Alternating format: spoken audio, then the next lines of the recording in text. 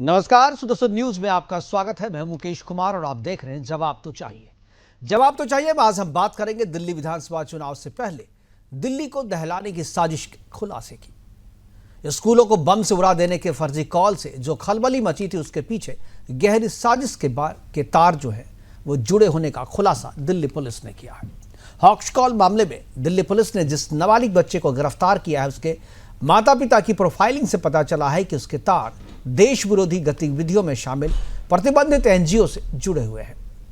संसद पर हमले के दोषी अफजल गुरु की फांसी की सजा को रुकवाने के लिए जिस एनजीओ और लोगों ने कोर्ट में आधी रात को खुलवाने का काम किया था, दिल्ली को बम धमाके से दहलाने की मेल भेजने वाले नाबालिग के पिता के गहरे संबंध उन लोगों से हैं और ऐसे ही एनजीओ और लोगों से हैं। जमीयत उलेमाए हिंद और प्रतिबंधित संगठन पीएफआई समेत करीब 5 एनजीओ और करीब 1 दर्जन से ज्यादा सांसदों ने आतंकी अफजल गुरु को फांसी रुकवाने के लिए राष्ट्रपति को चिट्ठी लिखी थी। चिट्ठी लिखने वालों में दिल्ली की मुख्यमंत्री आतिशी के माता पिता भी शामिल थे। इसी एनजीओ से नाबालिग के पिता के गहरे तार जोड़े होने की बात दिल्ली पुलिस ने कही है। उस एनजीओ का आम आदमी पार्टी से भी जुड़े होने के दावे बीजेपी कर रही है। 2020 में चुनाव से पहले हिंदू विरोधी दंगों में भी आम आदमी पार्टी के पार्षद ताहिर हुसैन का नाम सामने आया था, जो अभी जेल में बंद है और ओवैसी की पार्टी से चुनावी मैदान में है। दिल्ली को दहलाने वाला जो मेल स्कूलों को भेजा गया, उसे भेजा जरूर नाबालिग बच्चे ने है, लेकिन यह मामला बच्चों वाला बिल्कुल नहीं है। इसके पीछे एक गहरी साजिश है जिसे देशद्रोही और विपक्ष के लोगों के द्वारा प्रचारित प्रसारित किया जा रहा है। उसमें शामिल होने की और उनसे जुड़े होने की बात दिल्ली पुलिस कह रही है। आज अपने प्रोग्राम में हम चर्चा करेंगे कि क्या दिल्ली को दहलाने की साजिश करने के पीछे अफजल गैंग का हाथ है, क्या हॉक्स कॉल के पीछे कोई गहरी साजिश है, क्या चुनाव से पहले दिल्ली को दंगे की आग में झोंकने की थी तैयारी, क्या अभी दिल्ली सुरक्षित है, सबसे अहम सवाल करेंगे चर्चा। और चर्चा को आगे बढ़ाने के लिए हमारे साथ कुछ मेहमान होंगे, उनसे आपका परिचय करवाएंगे, लेकिन पहले एक रिपोर्ट देखते हैं। उसके बाद जो प्रतिक्रियाएं आई है उन प्रतिक्रियाओं को भी सुनाएंगे, फिर मेहमानों से परिचय और चर्चा की शुरुआत करेंगे।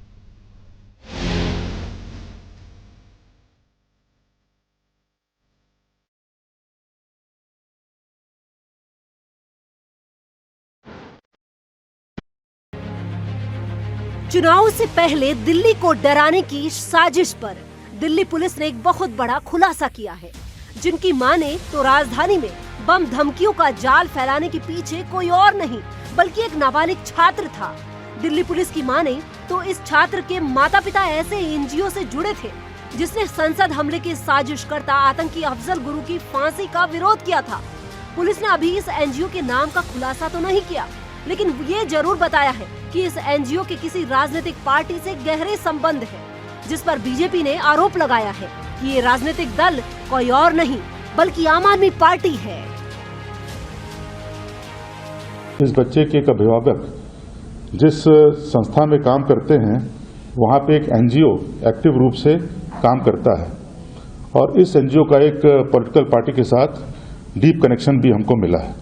कि हम सभी जानते हैं कि दिल्ली में आम आदमी पार्टी का बहुत गहरा संबंध न सिर्फ तमाम ऐसे अवांछित एनजीओ से रहा है और तमाम ऐसी गतिविधियों से रहा है जो अफजल गुरु की हैंगिंग और देश विरोधी तमाम गतिविधियों में लिप्त रहे हैं।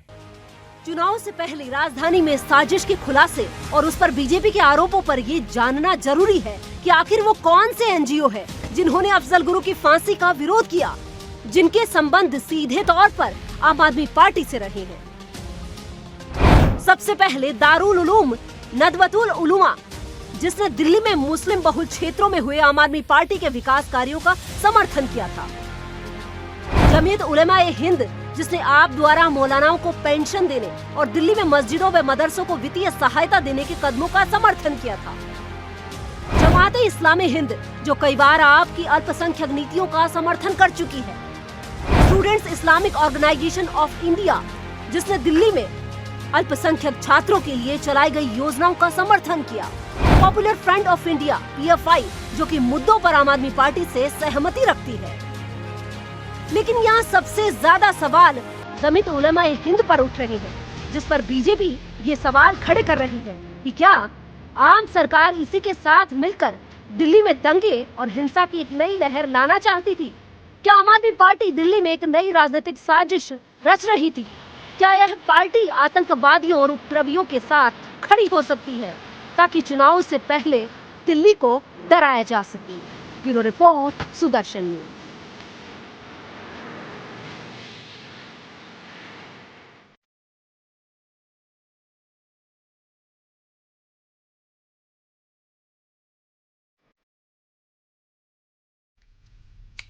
बीजेपी के इस आरोप का जवाब आम आदमी पार्टी ने भी दिया है। आम आदमी पार्टी का कहना है कि जो बात दिल्ली पुलिस को नहीं पता है वो पार्टी प्रवक्ताओं को, बीजेपी के पार्टी प्रवक्ताओं को पता है। कैसे पता है, इसका जवाब वही देंगे। करेंगे चर्चा की शुरुआत। ये सवाल भी हम बीजेपी से पूछेंगे और जो हमारे दूसरे मेहमान हैं उनसे भी पूछेंगे। और हम चर्चा की शुरुआत करने के लिए जो मेहमान हमारे साथ हैं, मृत्युंजय शर्मा जी हैं, प्रवक्ता बीजेपी के तौर पे आए, सतीश बघेल कांग्रेस के प्रवक्ता, और पवन शर्मा जी हैं, आम आदमी पार्टी के प्रवक्ता। इसके अलावा पीयूष मिश्रा जी हैं, राजनीतिक विशेषज्ञ के तौर पर हमारे साथ शामिल हो रहे हैं। सभी मेहमानों का स्वागत है। और चर्चा की शुरुआत में पवन शर्मा जी अगर हमारे साथ जुड़ गए हैं तो मैं पवन शर्मा जी से पूछूंगा। पवन शर्मा जी, ये जो आरोप लगाए जा रहे हैं और जिस तरीके से दिल्ली पुलिस ने इशारों में कहा है कि हॉक्स कॉल के पीछे जो है, जो एनजीओ, जिस एनजीओ का नाम आ रहा है, उसके संबंध जो है आम आदमी पार्टी के साथ जुड़े हैं, क्या आपको लगता है कि आम आदमी पार्टी जो है, यानी आपकी पार्टी जो है, वो हॉक्स कॉल के पीछे है या हॉक्स कॉल करने वालों को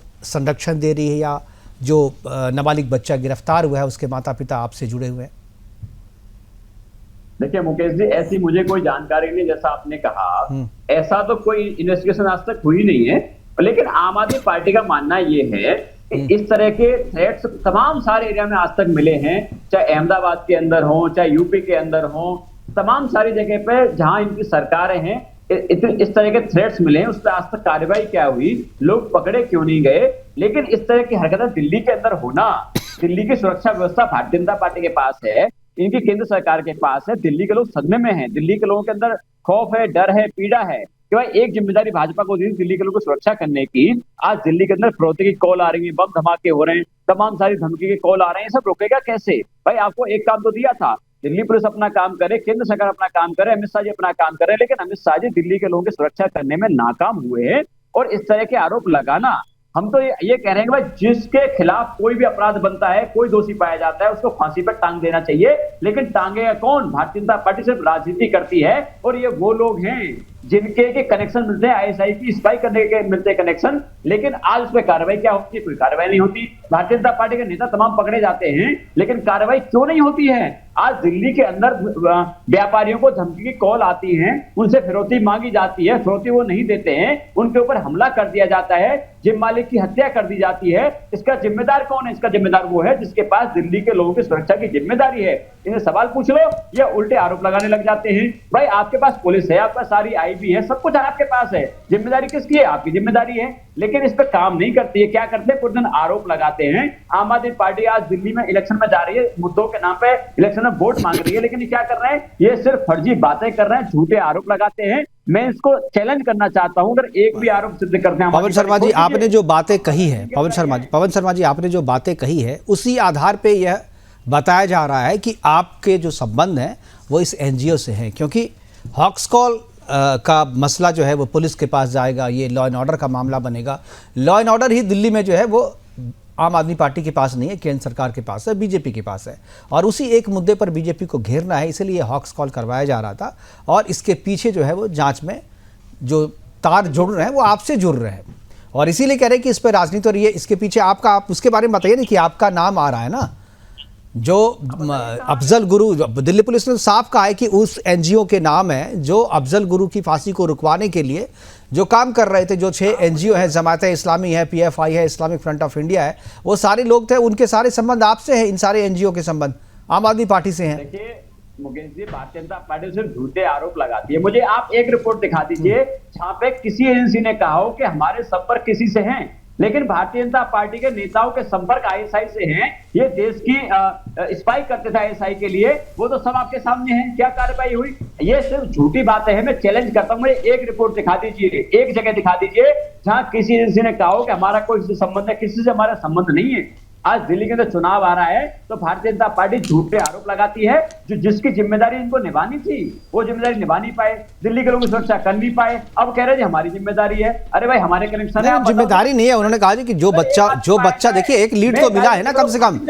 दिल्ली पुलिस को इतनी तारीफ तो आपको करनी होगी ना कि आखिरकार हॉक्स कॉल जो है वो कहां से किया जाता है आपको पता ही है, डार्क नेट से किया जाता है, किसी को पता नहीं चलता। लेकिन दिल्ली पुलिस ने पता तो कर लिया ना, वो वीएनपी वो आईपी एड्रेस पता तो कर लिया ना, एक व्यक्ति की गिरफ्तारी भी हो गई और उसी से तार जुड़ रहे हैं और उसके तार आपसे जुड़ रहे हैं।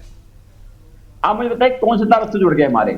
हमारा कौन सा कार्यकर्ता है, हमारा कोई जानने वाला? वो भी आ जाएगा सामने। अभी दिल्ली पुलिस ने चुनाव को लेकर के शायद इसका घोषणा नहीं की है। मैं ये कहता हूं उसको फांसी पे चढ़ा दो, कोई भी हो, जानकारी बाहर आनी चाहिए, उसको फांसी होनी चाहिए। देश की सुरक्षा के साथ व्यापारियों से फिरौती मांगने वाले, देश के अंदर दिल्ली देश की राजधानी, दिल्ली में आतंक मचाने वाले लोगों को बीजेपी के प्रवक्ता मृत्युंजय शर्मा जी जुड़ गए। मैं उनसे जवाब दूंगा। मृत्युंजय जी अभी जुड़ेंगे, मृत्युंजय जी अभी नहीं जुड़े हैं। मैं एक बार इसी मसले को लेकर सतीश जी के पास जाऊंगा। सतीश बघेल जी, क्या आपको लगता है जो कहा जा रहा है कि ये जो तार है हॉक्स कॉल के तार जो है वो एनजीओ से जुड़ रहे हैं और एनजीओ के तार जो है आम आदमी पार्टी के साथ जुड़े हुए हैं, क्या आपको लगता है कि आम आदमी पार्टी जो है इस तरीके के कृत्य में या इस हॉक्स कॉल के मसले में कहीं ना कहीं इन्वॉल्व है? मुकेश भैया, हमें पूरी इन्वेस्टिगेशन का वेट करना चाहिए। सच सामने आने में समय लगता है। फॉर एग्जाम्पल मैं आपको उदाहरण के तौर पे बता दूं कि राम मंदिर को उड़ाने की ईमेल आई थी एसटीएफ के पास, यूपी एसटीएफ के पास, अब्दुल खान के नाम से। जब उसकी इन्वेस्टिगेशन हुई तो उसका आरोपी कौन निकला, दोषी कौन निकला? देवेंद्र तिवारी निकला। उसके बाद अभी हाल में ही जो महाकुंभ चल रहा है वहां पर भी एक धमकी आई है, वो आई है नासिर खान के नाम से। उसका आरोपी कौन निकला है? इन्वेस्टिगेशन हुई तो आयुष जायसवाल निकला है। तो हमें आप बिल्कुल सही कह रहे हैं सतीश जी, आप बिल्कुल सही कह रहे हैं। लेकिन ये इन्वेस्टिगेशन के बाद पुलिस का बयान है, ये कोई पॉलिटिकल बयान नहीं है। पुलिस ने जांच करने के बाद किया है और 3 महीने की जांच चली, उसके बाद ये पता लगा है कि इसमें एक गिरफ्तारी भी हो चुकी है और उसके तार जो है जिस एनजीओ से जुड़े हुए हैं उसके माता पिता के तार, वो अफजल गुरु की फांसी को रुकवाने में काम कर रहे थे, चिट्ठी लिख रहे थे, कोर्ट को खुलवा रहे थे। देखिए, जो अगर आप इतने कॉन्फिडेंट हैं, मेरा इस केस पर प्रॉपर इस केस पर कोई मेरे पास चार्जशीट नहीं है, ना ही एफआईआर है मेरे पास, मैं इस पे कमेंट क्या करूं? हाँ, जो अगर आप कॉन्फिडेंट है और आप इस कॉन्फिडेंस से इस बात को कह रहे हैं कि है, तो जो कार्रवाई बनती है उसके लिए कानून है, हम उसके लिए कोई ना तो उन्हें बचाने जाएंगे ना उन्हें मारने जाएंगे, जो भी होगा वो कानून के दायरे में होगा। तो मेरा कहना ये है। और रही बात दिल्ली पुलिस की कार्रवाई की, मैं भी पिछले 10-12 सालों से दिल्ली में वकालत कर रहा हूं, मुझे पता है कि दिल्ली पुलिस कितना अच्छा काम करती है। बृजभूषण शरण सिंह के खिलाफ एक कदम नहीं बढ़ाया उसने एफआईआर करने के बाद, और एफआईआर भी सुप्रीम कोर्ट के कहने से की गई। ये दिल्ली पुलिस की ताकत है। आपके पास जानकारी नहीं है, लेकिन आप जो है आखिर में पॉलिटिकल हो ही जाते हैं आप, चूंकि आप लोग राजनीतिक व्यक्ति हैं। नहीं, ठीक है, आप चूंकि पॉलिटिकल व्यक्ति हैं, ठीक है, बता रहा हूँ। चलिए, पीयूष मिश्रा जी हमारे साथ है, राजनीतिक विश्लेषक के तौर पे है। और पीयूष मिश्रा जी, स्वागत है सबसे पहले आपका। और जो बातें आपने सुनी और जो खबर आपको पता है, क्या आपको लगता है कि दिल्ली को दहलाने की साजिश है और आम आदमी पार्टी के जो तार जुड़ रहे हैं, खासतौर पे जो एनजीओ से है कह रहे हैं, क्या आपको लगता है कि एकमात्र चीज़ जो कि अभी अपने पवन जी से भी कहा कि दिल्ली के चुनाव में एकमात्र चीज़ जो बीजेपी पे अटैक किया जा सकता था वो लॉ एंड ऑर्डर का मसला था, और इसीलिए लॉ एंड ऑर्डर के मसले पर बीजेपी को फंसाने के लिए हॉक्स कॉल की बात जो है ये की गई है। और इसमें कहीं ना कहीं इसके तार जो है, चूँकि ये मामला कोई पॉलिटिकल नहीं है, दिल्ली पुलिस ने बयान दिया है कि एनजीओ से उसके तार जुड़े हुए हैं। इस एनजीओ से किसी एक पॉलिटिकल, हालांकि पॉलिटिकल पार्टी का नाम दिल्ली पुलिस ने नहीं लिया है, उन्होंने कहा कि एक पॉलिटिकल, लेकिन सबको पता है कि अंदर खाने जो है वो पॉलिटिकल पार्टी कौन है, वो एनजीओ कौन है, सबको पता है। क्या आपको लगता है कि ये चुनाव को प्रभावित करने, क्योंकि 2020 में भी चुनाव से पहले जो है दंगे करवाए गए थे और उसका फायदा जो है पार्टी को मिला था? इसमें थोड़ा सा हमें कंटेक्स्ट को समझने की आवश्यकता है। वर्तमान में जो केस हमारे सामने है उसमें जो अप्रैल के महीने में जो होप्स थ्रेट्स आए थे, 400 बॉम्ब थ्रेट्स, वो एक तो सबसे पहले ये देखने वाली बात है कि वो सारे के सारे होप्स थ्रेट्स जो है वो पब्लिक स्कूल के लिए थे, इनमें कोई भी गवर्नमेंट स्कूल का नाम नहीं था। पहला पॉइंट। दूसरा ये कि ये सारा 400 स्कूल्स में ईमेल करना, इतना हैवी डेटाबेस इकट्ठा करना, ये मुझे नहीं लगता कि एक स्टूडेंट का, एक टीनेजर इतना कुछ कर सकता है। और जब उससे पूछा गया कि ऐसा, मतलब ये जो बातें सामने आ रही हैं उसके हिसाब से उसका ये था कि एग्जाम्स को पोस्टपोन या कैंसिल कराने के लिए उसने ये कोशिश की थी। तो ये तो अपने आप में एक हास्यास्पद है, क्योंकि उस समय ये भी बात सामने आई कि उस समय ना कोई एग्जाम था ना कुछ था। और दूसरा जो आपने एक तरफ इंगित किया कि इनके अभिभावक जो हैं उनका रिलेशन उस एनजीओ से था, वो खासतौर से इसको स्पेशल कमिश्नर ने बड़े ही कैटेगोरिकली कहा है कि जो वर्क प्लेस है of the guardian of this particular juvenile accused has non-standing deep connection with a particular NGO. And that NGO वो वही NGO है जिसने पूरी तरीके से अफजल गुरु की क्लेमेंसी को के समय में उसने बहुत आवाज उठाई थी और उसके फांसी दिए जाने पे विरोध किया गया। अब जहां तक बात आती है कि क्यों इनको हमने कन्विक्ट किया जा रहा है ये अपने आम आदमी पार्टी से, तो ये भी देखने लायक बात है कि जब 2015 में इनके द्वारा जब अफजल गुरु के फांसी का विरोध किया जा रहा था, उस समय वर्तमान में जो मुख्यमंत्री हैं आतिशी जी, उनकी मदर का एक रिकॉर्डेड स्टेटमेंट है कि अफजल गुरु को पॉलिटिकल एस्केप कोड बनाया जा रहा है। तो आप यदि डॉट्स कनेक्ट करेंगे तो डॉट्स तो इसी तरीके से कनेक्ट होते हैं। हाँ, ये बात सही है कि एकदम ये नहीं बोला गया है कि हाँ ये आम आदमी पार्टी से रिलेटेड है, लेकिन आपको भी 2014 से जब से वर्तमान की जो भाजपा शासन आया है हमारे केंद्र में, तब से आपको याद होगा जो एनजीओ की भी फंडिंग को लेकर के बात शुरू में मुद्दा हुआ था, उसमें भी ये बात सामने आई थी कि 5000 एनजीओ हैं जिन्होंने 5 साल से अपना आईटीआर रिटर्न नहीं दिया है, यूटिलाइजेशन सर्टिफिकेट प्रेजेंट नहीं किया है। तो उस समय भी जो एनजीओ जो हैं उनको 3 महीने की पहले मोहलत दी गई, फिर मोहलत दी गई। तो उस समय एनजीओ जो हैं ले दे के फिर मेरे ख्याल से मार्च 2015 तक 250 एनजीओ ने अपना आईटीआर वगैरह सबमिट कर पाए थे, जहां तक यदि मैं देख। हाँ, बिल्कुल बिल्कुल। तो उसमें लेकिन उसके बाद भी उनको सबसे ज्यादा फ्रंट रनर उनकी आवाज उठाने के लिए जिन एनजीओ ने आईटीआर नहीं भरा और जो फॉरेन फंडिंग बंद होने का विरोध जता रहे थे, उसमें भी आम आदमी पार्टी ने उसका पुरजोर समर्थन किया। तो और दूसरी तरफ आतिशी जी के जो आऊंगा पवन जी, आऊंगा आपके पास, रिकॉर्डेड स्टेटमेंट उस एनजीओ पे है। तो ये जो 2-4 चीजें हैं वो ऑब्वियसली डॉट्स को कनेक्ट करती हैं और एक एक बहुत ही पुख्ता लीड तो दे रही है। तो इसमें एक मुझे ये कहने में गुरेज नहीं है, ठीक है, एक 100% नहीं कह सकते, लेकिन एक प्रोबेबिलिटी तो इंडिकेट करती है कि ये आम आदमी सपोर्टेड एनजीओ है। और इस तरीके के होक्स कॉल्स, और सबसे बड़ी बात, जब ये होक्स थ्रेट्स आए थे तब जिस तरीके से आम आदमी पार्टी की थोड़ी सी एक टैक्टिक रही है कि वो एकदम ऑफेंसिव हो जाती है सिर्फ एक कोरे थ्रेट्स पे। तो उस समय जब एक थ्रेट आया था, जिस तरीके से वहां पे पॉलिटिक्स शुरू हुई थी, उस तरीके से यदि बीजेपी अभी कर रही है तो एक ये पॉलिटिकल गेम है। और एक डिनायल तो जो है वो एक ओल्ड फैशन तरीका है जो हर एक पॉलिटिकल पार्टी अपनाती है। तो इसमें कोई दो राय नहीं है, यदि अभी आम आदमी पार्टी भी वही अपना रही है। बिल्कुल बिल्कुल सही कहा आपने, बहुत ही अच्छा विश्लेषण किया। हमारे साथ मृत्युंजय शर्मा जी जुड़ गए, बीजेपी के प्रवक्ता है और थोड़ी देर से जुड़े। हालांकि शुरुआत में मृत्युंजय जी आप ही से करना चाह रहा था, लेकिन आप थोड़ा देर से जुड़े। ये जो आम आदमी पार्टी पे आपने इल्ज़ाम लगाया है पार्टी ने, और संजय सिंह का कहना है कि जो बातें पुलिस को नहीं पता है वो पार्टी को कैसे पता है, क्योंकि पुलिस ने तो केवल ये कहा है कि एक एनजीओ का नाम जुड़ा हुआ है और वो एनजीओ वो है जो अफजल गुरु के लिए क्लेमेंसी की मांग कर रही थी और उनकी फांसी को रुकवाने के लिए प्रयास कर रहे थे। लेकिन उसके तार जिस पॉलिटिकल पार्टी से जुड़े हैं वो आम आदमी पार्टी, ये आपने आगे बढ़ के कहा। तो इसकी जानकारी आपको कहाँ से मिली, आपने कैसे उनका नाम लिया? क्या ये पॉलिटिकल गिमिक है या आपको लगता है कि नहीं सही में आपके पास कोई सबूत है? तो आप दीजिए, जनता के सामने रखिए उसे। नहीं, बिल्कुल मुकेश जी, सबसे पहले माफी चाहूंगा, थोड़ा देर हो गया मुझे ज्वाइन करने में due to technical difficulties. Mukesh ji, बहुत क्लियरली बीजेपी ने, इनफैक्ट जो राजनीतिक विश्लेषक हमारे साथ पैनल पे हैं उन्होंने बहुत अच्छे से समझाया, पीयूष जी ने, ये कोई नहीं कह रहा है कंक्लूसिवली कि आप इसमें दोषी है, लेकिन प्राइमा फेसी एक जो कनेक्शन दिख रहा है वो आपके साथ है जिसको फर्दर इन्वेस्टिगेट करने की जरूरत है, ये हम कह रहे हैं।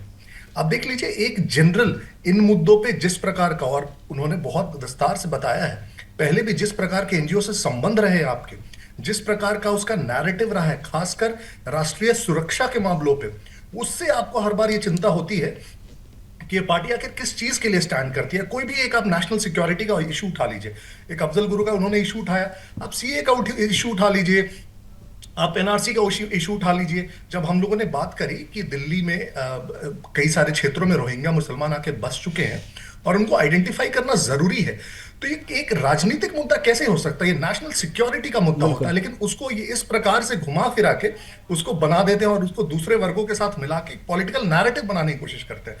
आप क्लियरली ये भी तो बोल सकते थे कि हाँ, हम भी इसके समर्थन में हैं कि जो भी घुसपैठिए हैं या जो विदाउट लीगल डॉक्यूमेंट्स इंडिया में रह रहे हैं, उनको बिल्कुल वोट का अधिकार नहीं होना चाहिए, उनको आइडेंटिफाई करना चाहिए। हाँ, दूसरे लोगों को दिक्कत नहीं होनी चाहिए, लेकिन आप इतना एक न्यूट्रल स्टेटमेंट भी नहीं बोल पाते हैं जो कि देश के हित में और देश की सुरक्षा के लिए सबसे ज्यादा जरूरी है। तो एज अ रिस्पॉन्सिबल पॉलिटिशियन, और ये एक बार नहीं, बार बार और मैं विभिन्न मुद्दों पे बात करूंगा। मैं एक और एग्जाम्पल दे रहा हूं आपको। आज अरविंद केजरीवाल जी ने एक जो घोषणा करी है पुजारियों को मासिक रूप से कुछ पैसे देने की, यही वो व्यक्ति थे जिन्होंने एक ट्वीट किया था। आपको याद होगा, ट्वीट में एक पिक्चर था बिल्कुल स्वास्तिक लेके भगाया जा रहा है। आपको ध्यान होगा, ऐसा व्यक्ति जो आज हिंदुत्व की बात कर रहा है, जब हिंदू के सबसे बड़े निशान को, स्वास्तिक को झाड़ू से लेकर भगाता हुआ एक फोटो डालता है, उस व्यक्ति को आप कैसे ट्रस्ट करते हैं? तो आइडियोलॉजी की जहां तक बात आती है, कम से कम बेसिक मुद्दों पे, जिस मुद्दों पे सारे पॉलिटिकल पार्टीज को एक हो जाना चाहिए, जिसपे कोई कॉम्प्रोमाइज नहीं होनी चाहिए, जिसपे किसी प्रकार का कंटेंशन नहीं होना चाहिए, उन मुद्दों पे भी ये हमेशा अलग थलग दिखते हैं। और इसलिए इस मुद्दे पे भी, और इस मुद्दे पे है प्राइमा फेसी कनेक्शन उस एनजीओ का आपके साथ, तो हम भी ये कह रहे हैं कि इसको फर्दर इन्वेस्टिगेट किया जाए और इस पे कंक्लूसिवली डिसाइड किया जाए कि भाई आखिर उसमें जो भी लोग शामिल हैं उनको सजा दिया जाए। हम ये थोड़ी कह रहे हैं कि इसमें अरविंद केजरीवाल ही शामिल है, उनको कन्विक्ट कर दीजिए, बिल्कुल नहीं, इन्वेस्टिगेट कीजिए। लेकिन हमें प्राइमा फेसी दिख रहा है कि वो, लेकिन एक चीज मृत्युंजय जी यहाँ पे है, मान लीजिए ठीक है, दिल्ली पुलिस जो है पॉलिटिकल पार्टी का नाम नहीं ले सकती सीधे तौर पे, कनेक्शन सीधे तौर पे नहीं है, लेकिन उस एनजीओ का नाम तो ले सकती है। तो आप लोग दिल्ली पुलिस से ये क्यों नहीं कहते कि भाई आप कम से कम एनजीओ का नाम तो बताइए? जो आप कह रही हैं, आप इशारों में बात कर रहे हैं कि आप कह रहे हैं कि नहीं, जिसका अफजल गुरु, अब वैसे तो 6-7 एनजीओ हैं जिसका मैंने अभी दिखाया अपने टेलीविजन स्क्रीन पे भी, तो कम से कम दिल्ली पुलिस को ये तो साफ करना चाहिए कौन एनजीओ है वो। बिल्कुल, लेकिन देखिए, एज अ पॉलिटिकल पार्टी आप पुलिस को डायरेक्ट नहीं कर सकते हैं। और मेरे ख्याल से पुलिस एक सही समय पे, पुलिस भी क्या करती है, हर चीज को 2-3 तरीके से वेरीफाई करती है। Unless something is very clearly verified, वो भी नहीं चाहती कोई ऐसा स्टेटमेंट जिसको कभी भी रिट्रेस करना पड़ सके।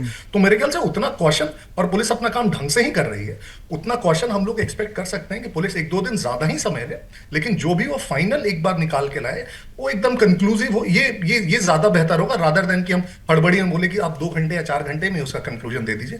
Not at all. तो पुलिस को हमें मेरे ख्याल से अपने तरीके से काम करने देना। बिल्कुल बिल्कुल, बहुत अच्छी बात कही आपने। मुझे पवन शर्मा जी कुछ बोलना चाह रहे थे, पवन शर्मा जी जवाब देंगे आपका। जी पवन जी।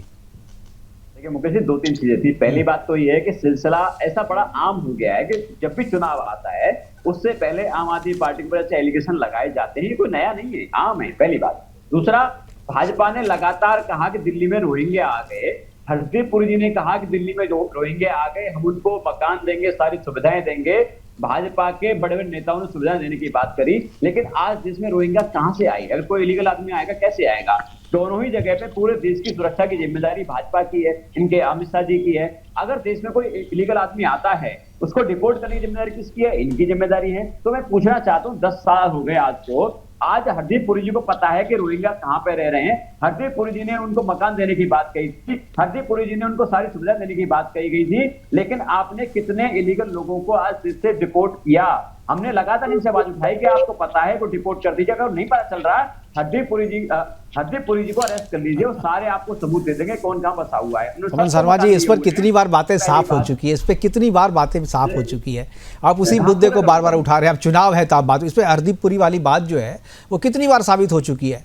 वो मकान जो दिया जा रहा था, वो कौन से रोहिंग्याज थे, वो लीगल जो थे उनके लिए वो किया जा रहा था, क्योंकि वो जो लोग हैं जो लीगली जो डॉक्यूमेंट्स के साथ आए थे उनके लिए बात हो रही थी, ना कि ये अवैध घुसपैठिए जिनके पास कोई डॉक्यूमेंट्स नहीं है, वो उनकी बात हो रही थी। और ये बात बार जी, आप जो पेपर दिखा रहे हैं वो साफ हो चुका, मुझे नहीं दिख रहा है पेपर में क्या लिखा है आपने, उस पर पता नहीं चल रहा है। लेकिन ये हरदीप पुरी वाली बात तो पुरानी हो गई है, बहुत बार हमने डिबेट भी कर लिया, सब चीज़ सामने भी आ गया। लेकिन बात अभी चल रही है कि एनजीओ से आपके पार्टी के संबंध रहे हैं, और आपकी पार्टी भी एक एक्टिविस्ट वाली पार्टी है, एनजीओ से निकली हुई पार्टी है, और जिस तरीके से हॉक्स कॉल वाले मसले पे आपकी पार्टी के नाम आ रहे हैं, उस पर आपको अपनी सफाई देनी चाहिए। आप उस तरीके से, सवाल वो है ना। आप ये घुसपैठिया वाले में तो आपके जो विधायक हैं उनका नाम आ रहा है सीधे तौर पे, जो डॉक्यूमेंट्स पे उनके सिग्नेचर आ रहे हैं, जो वो घुसपैठियों के डॉक्यूमेंट्स बनवा रहे थे।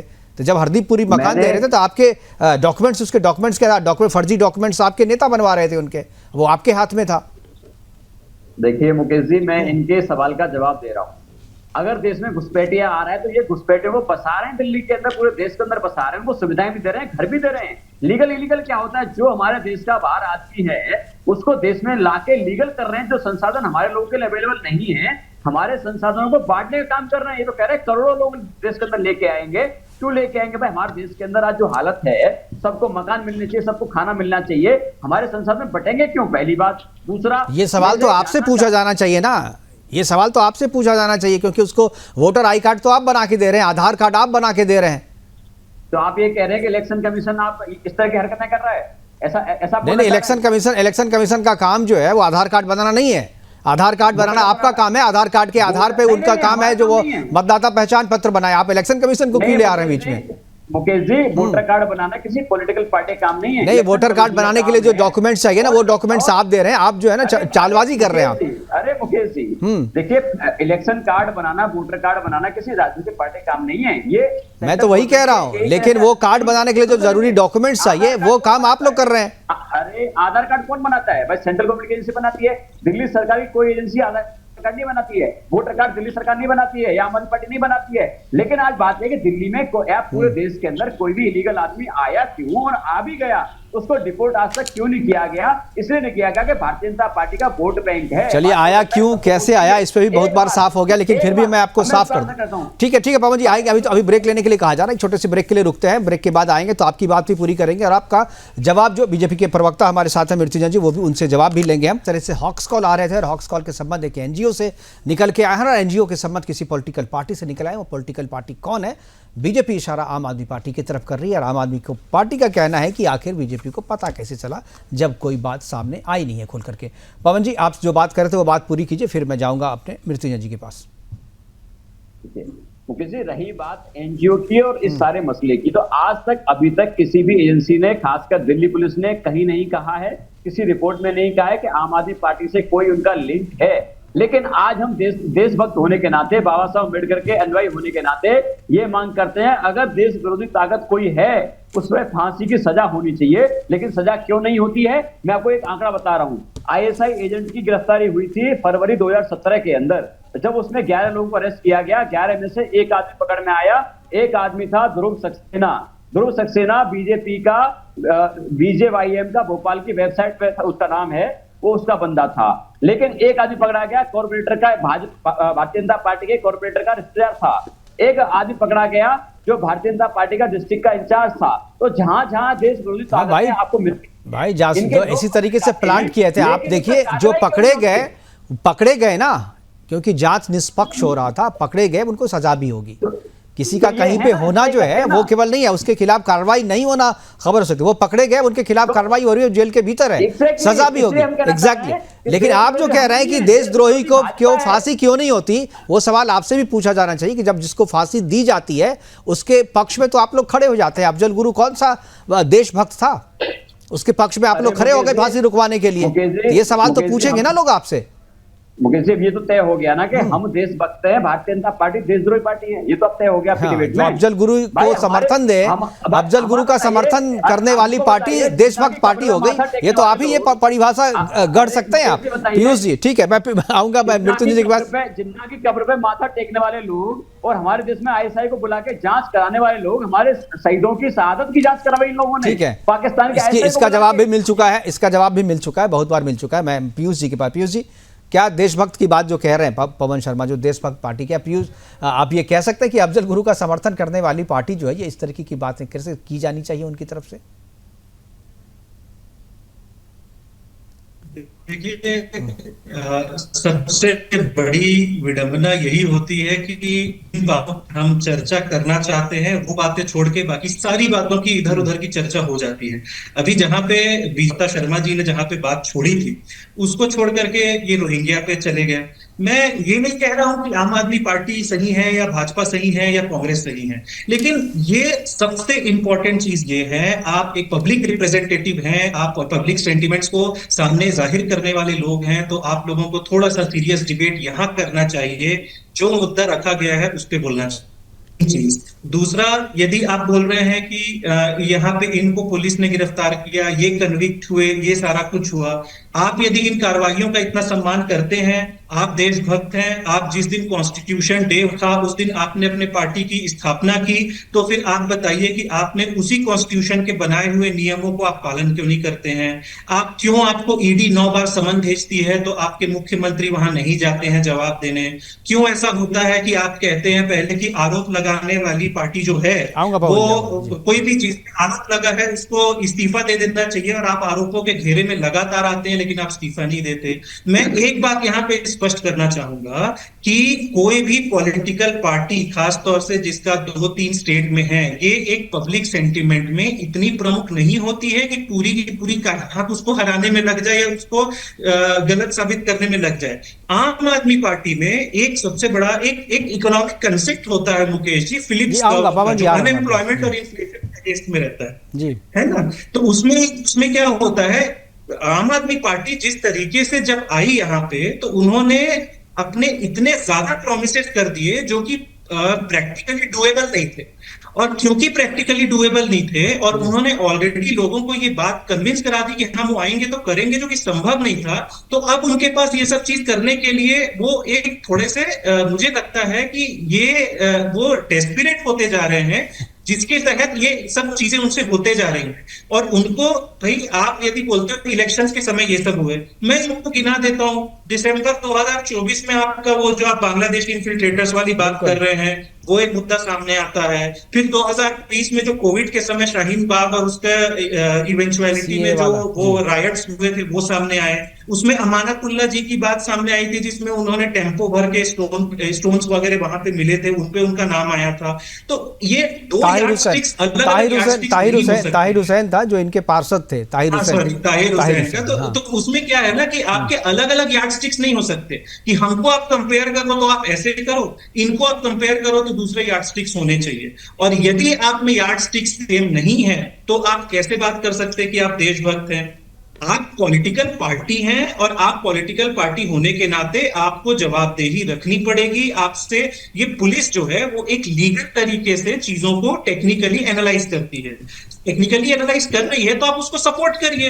आप क्यों अपने आप को हाहाकार मचा करके ये प्रूफ करते रहे कि शायद सही में आप सम्मिलित हैं? बिल्कुल पीयूसी का साथ जो है टाइम जो वो कर रहा है, एक बार मैं कहूंगा अपने पीसीआर से उनको ठीक करें। मैं मृत्युंजय जी के पास जाऊंगा, उसके बाद पवन जी मैं आपके पास आ रहा हूँ जवाब देने। मृत्युंजय जी आप कुछ कहना चाह रहे थे? जी मैं थोड़ा सा डेविएट होके जो उनका रोहिंग्या घुसपैठियों वाला मुद्दा था उस पर थोड़ा टेक्निकली मैं बात करना चाहूंगा मुकेश जी। देखिए 2004 में फ्लोर ऑफ द हाउस पे मनमोहन सिंह जी ने एक्सेप्ट किया था कि देश में करीब 1.4 करोड़ घुसपैठिए हैं। तो जब ये बोलते हैं कि भाजपा की जिम्मेदारी है, तो सिर्फ इन 2 सरकारों में नहीं आई है। घुसपैठ जो होते आती है वो वर्षों से होता आती है, जब से हम आजाद हुए तब से होते आई है। तो एक सतत प्रक्रिया है। अब उन घुसपैठिए, हमें भी पता है हमारे जो बॉर्डर्स हैं वो पोरस रहे, इनफैक्ट अब तो बहुत ज्यादा फेंसिंग हो गई, पहले और भी ज्यादा पोरस थे, तो घुसपैठ हो रखी है। तो राज्य सरकारों की जिम्मेदारी कहां आती है? राज्य सरकारों की जिम्मेदारी वहां पे आती है जो आपने इनफैक्ट पॉइंट आउट किया, कि जहां भी कम से कम घुसपैठिए उनको आइडेंटिफाई किया जाए, ना कि उनके आधार कार्ड बनवाए जाए।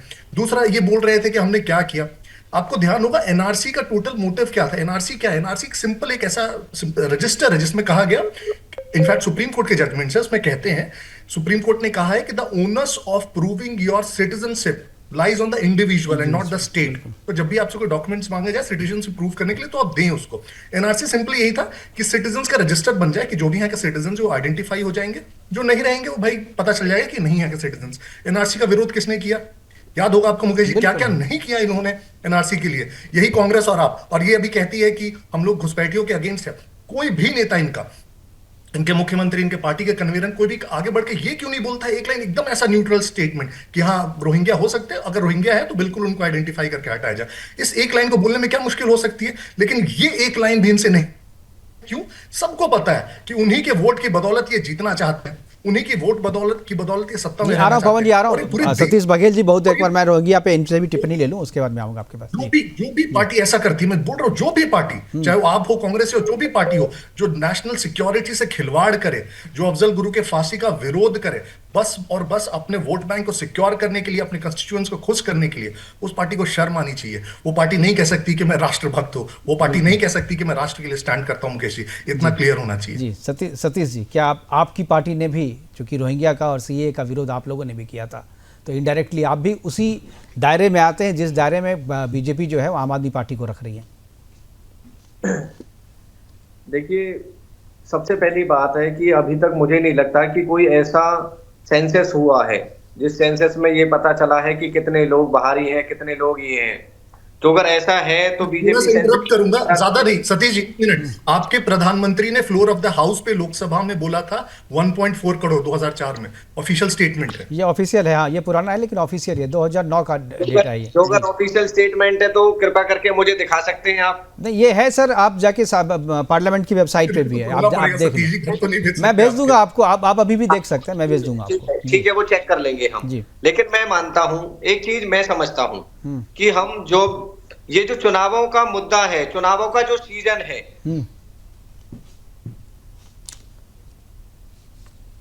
आपका नेटवर्क फ्रीज हो गया। चलिए सतीश जी, जब तक आ जाए जी, जब तक सतीश जी ठीक हो रहा है उनका नेटवर्क, तब तक मैं पवन जी चाहूंगा। पवन जी, आप जो बोलना चाहते थे, आप बात पूरी कीजिए। जी पवन जी। देखिए, रोहिंग्या का मुद्दा बहुत सीरियस मुद्दा है, हमारे देश के लिए मुद्दा है। हमारा स्टैंड बिल्कुल साफ है।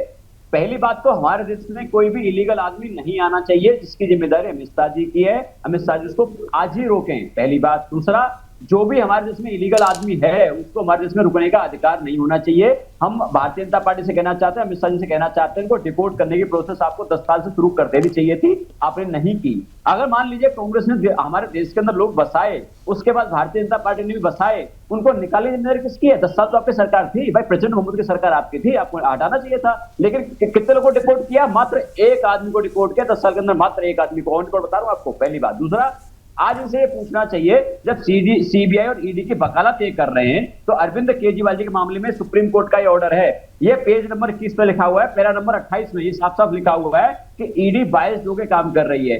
एक पैरा नंबर 25 में लिखा हुआ है कि ईडी और सीबीआई पिंजरे के तोते की तरह काम करें। बहुत बड़ी बात है, जो भारतीय जनता पार्टी की इतनी बड़ी एजेंसियां हैं। एक सवाल मेरे जहन में आ रहा है पवन जी, उसी को ऐड कर रहा हूं मैं। आपने कहा कि भाई जिम्मेदारी कांग्रेस ने घुसपैठियों को घुसाया, बीजेपी भी 10 साल से घुसा रही है, उसको बाहर नहीं कर रही, एक आदमी को डिपोर्ट किया। आपकी जिम्मेदारी या जो विपक्ष के जो नेता हैं उनकी जिम्मेदारी क्या है? मान लीजिए कांग्रेस ने और बीजेपी ने गलती से घुसवा लिया, घुसपैठिए करवा दिए, घुसपैठ करवा दिया, आपकी जिम्मेदारी क्या बनती है? ये तो बड़ा हंसी वाला सवाल हो गया। नहीं, मैं बताता हूं, आपकी जिम्मेदारी बनती है ना कि आप उसका विरोध करें, लेकिन आपने तो उसका फायदा उठाया ना, आपने फायदा उठाया, आपने उसके वोटर आई कार्ड बना दिए, आपने उसके आधार कार्ड बना दिया, आपने राशन कार्ड बनवा दिया, आपने उसे अपना वोट बैंक बना दिया। तो फिर वही कह रहा है ना, आप अगर मान लीजिए बीजेपी ने गलती की, मैं बीजेपी को कटघरे में खड़ा करता, कांग्रेस को भी खड़ा करता, लेकिन आपने यहाँ पे ममता बनर्जी ने वेस्ट बंगाल में, कांग्रेस ने जिसको जहां पे हुआ उसने उसको अपना वोटर बना लिया, वोट बैंक बना लिया। तो अब आप इस जाकर के विरोध कर रहे हैं, ये तो कहिए जो हम लोगों ने इसको उठाया है इस मुद्दे को, तब लोग इस पे चर्चा कर रहे हैं, बीजेपी अब इस पे कर रही है, फेंसिंग कर रही है, बीजेपी सरकार फेंसिंग कर रही है वहां पे, क्योंकि ओपन बॉर्डर था, उसको बंद करने की मांग आप लोगों ने तो कभी नहीं कहा कि भाई फेंसिंग करवाइए, वहां पे घुसपैठिए बढ़ रहे हैं, घुसपैठिए आ रहे हैं बांग्लादेश से, आप लोगों ने कभी मांग की कि भाई फेंसिंग करवाई जाए? देखिए मुकेश जी, मुझे लगता है कि इसका जिम्मेदार आज आपका चैनल और मुकेश जी है, क्योंकि आप देश के प्रधानमंत्री हैं, मुकेश जी देश के गृह मंत्री हैं। ऐसा है क्या? ऐसा नहीं है। आप चैनल चलाते हैं, आप देश की आवाज उठाते हैं, आप निष्पक्ष आवाज उठाते हैं, ये आपका काम है। लेकिन देश में अगर कोई हमारा इलीगल आदमी आ रहा है, उसकी जिम्मेदारी रोकने किसकी है? उसकी जिम्मेदारी गृह मंत्री की है। मैं तो कह रहा हूं कि मैं बीजेपी को भी दोष देता, लेकिन मैं आपको भी दूंगा ना। बीजेपी तो भाई क्या है, उनका तर्क है ना, जो कांग्रेस ने घुसाया हम फेंसिंग कर रहे हैं ताकि अब नहीं आए, लेकिन आप तो जो लोग आ चुके हैं उसका फायदा उठा रहे हैं ना, आप उनका वोटर आई कार्ड बना करके अपना वोट बैंक बना रहे हैं। आप जाकर के कहिए ना कि ये व्यक्ति जो है इलीगल है, इसको उठा के डिपोर्ट करो। आप कांग्रेस से को कहो, जब कांग्रेस की सरकार थी, आप बीजेपी की सरकार जहां पे वहां बीजेपी से कहो या इस आदमी को डिपोर्ट। आप तो वो नहीं कहते हैं, आपने कहा चलो कांग्रेस के जमाने में ये भीतर चले आए, हम इसको वोट बैंक बना लेते हैं, चलिए, हमारे पास समय की कमी है। सतीश बघेल जी कुछ बोलना चाह रहे हैं। सतीश जी। बस मैं 5 सेकंड कहना चाह रहा हूँ, बस 5 जी, मैं सेकंड। आ जाऊंगा आपके पास। जी सतीश जी। मुकेश जी, मैं ये कह रहा हूं कि कांग्रेस के पास बहुत काम थे। जब ये देश आजाद हुआ था तो इस देश के जो हालात थे वो इतने गंभीर थे कि आप देख नहीं सकते थे। 70-80% जनता भूख से मरती थी, देश के अंदर कुछ नहीं था। तो देश 70 साल कम नहीं होते सर। 65 साल 70 साल कम नहीं होते हैं। ठीक है, आप सही कह रहे हैं, लेकिन 65 साल भी कम नहीं होते हैं। 5 साल 10 साल कम नहीं होते हैं। कम नहीं होते हैं। आप कम से कम इनिशिएट तो कर सकते थे ना। 65 साल में हमने 65 साल में देश को बनाया और 55 लाख करोड़। ठीक है, आपकी प्रायोरिटी लिस्ट में बॉर्डर की फेंसिंग नहीं थी, आप ये कहना चाह रहे हैं। नहीं, आपकी प्रायोरिटी लिस्ट में बॉर्डर की फेंसिंग नहीं थी, घुसपैठिए नहीं थे आपके प्रायोरिटी लिस्ट में, आपकी नहीं थी। आप सीधा ये कहना चाह रहे हैं, समझ रहे हैं, वही बात तो हम कह रहे हैं कि आपकी प्रायोरिटी लिस्ट में नहीं थी। घुसपैठिए आए तो आए, वो भारत की डेमोग्राफी को चेंज करे तो करे, वो आपके वोट बैंक बन जाए, उससे आपको फायदा हो रहा था, इसलिए आपने कुछ नहीं किया, इसीलिए आपकी प्रायोरिटी लिस्ट में वो नहीं था। ठीक है, चलिए, हमारे पास समय की कमी है। बघेल जी आगे भी बात करेंगे इस पे। पवन शर्मा जी कुछ बोल रहे हैं 10 सेकंड में। पवन जी। मैं सिर्फ इतना कहना चाह रहा था कि डिपोर्ट करने की जिम्मेदारी किसी भी राज्य सरकार की नहीं होती है। बार बार आप एक ही चीज कह रहे हैं सर। ये बात तो चौथी बार आप ये बात कह रहे हैं। चौथी बार आप ये बात कह रहे हैं। ठीक है, चलिए, मैं आखिरी 10 सेकंड में पीयूष जी के पास जा रहा हूँ। आखिरी 10 सेकंड जी। अच्छा से ये पूछ लेगा, अगर मान लो सारी बातें एक चीज कहना चाहूंगा सबसे पहले। मैं आ जाऊंगा सर, आप अपने पॉलिटिकल एजेंडे पे आ रहे हैं पवन जी। बहुत इंपॉर्टेंट है इस चीज को समझना कि यहाँ पे एक जुवेनाइल को एक टूल की तरह यूज किया जा रहा है। उस मुद्दे से हम भटक गए, और ये जुवेनाइल को जिस तरीके से एक वीपीएन के थ्रू उसने एक मेल किया, ये हमारे आगे आने वाले जनरेशन कितने थ्रेट में जी रहे हैं और पॉलिटिकल टूल बनते जा रहे हैं, ये हमको समझने की बहुत ज्यादा आवश्यकता है। और साथ ही साथ मैं ये भी कहूंगा, आप यदि कह रहे हैं कि पॉलिटिक भाई कांग्रेस ने ऐसा किया, बीजेपी ने ऐसा किया, ये देश को बनाने वाली कोई पार्टीज नहीं है, ये देश का अस्तित्व किसी पॉलिटिकल पार्टी का मोहताज नहीं है। इस चीज को आपको समझना होगा। बिल्कुल, और जिन आप बोल रहे हैं कांग्रेस जो है ऐसा किया, उसने बहुत बढ़ाया देश को, तो जिसने दिल्ली को बहुत ज्यादा बढ़ाया उसको तो आपने पूरी तरीके से डेसिमेट कर दिया।